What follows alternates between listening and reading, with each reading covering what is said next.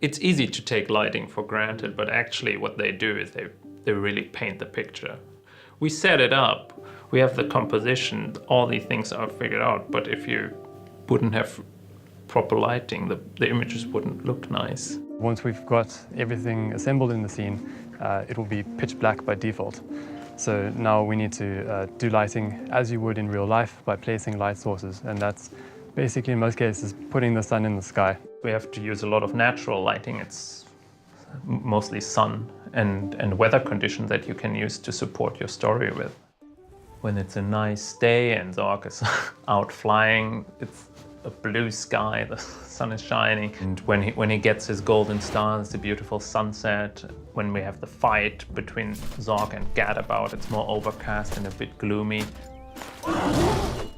So we're really trying to use the natural light to support the story. We'll normally sort of reference color keys. So color keys are a nice place to work things out in 2D, to get the mood and time of day.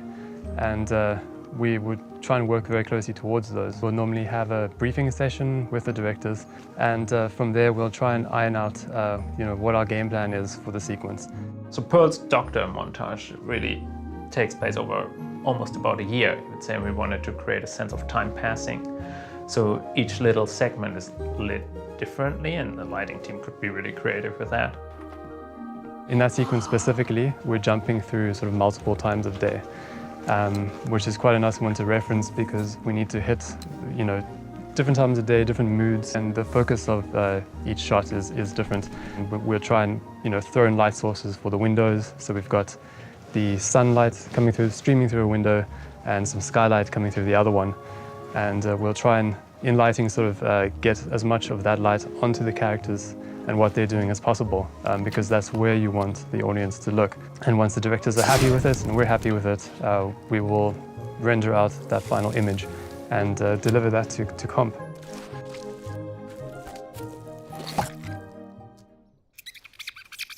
Sarah and her team have the very, very tricky job of sort of bringing everything together. So all the different layers of information from the different departments. So the renders from lighting, the VFX, and often camera work that we couldn't afford to render. It's all sort of dropped on comp's lap, and it's the last port of call really before it goes off and becomes the final film. Often the lighting artist can't achieve absolutely everything that the color key sort of is trying to inform. So what we'll try and do in comp is then sort of bridge that gap and make sure that that we're sort of hitting the color key or what the directors have envisioned.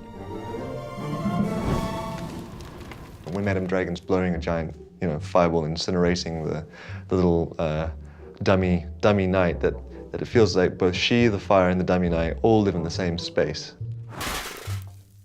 And what the comp artist could do is sort of flicker the fire on and off, so it feels a bit like they're around a campfire or something like that. It brings the whole thing to life and gives it a different sort of quality to the atmosphere. I think it's always nice to say you've worked on something with dragons and castles, and I think the thing that excites me the most is some of the sequences are quite dramatic. When you sort of you're throwing in that first sunlight and you're sort of trying to make it just catch the top of the tower and getting this mood, and from there you're really happy to work on a shot like that. There's something so satisfying about sort of being involved in that stage of the production that you get sort of handed off, and that's what it looks like. It's also very stressful, but it's very satisfying.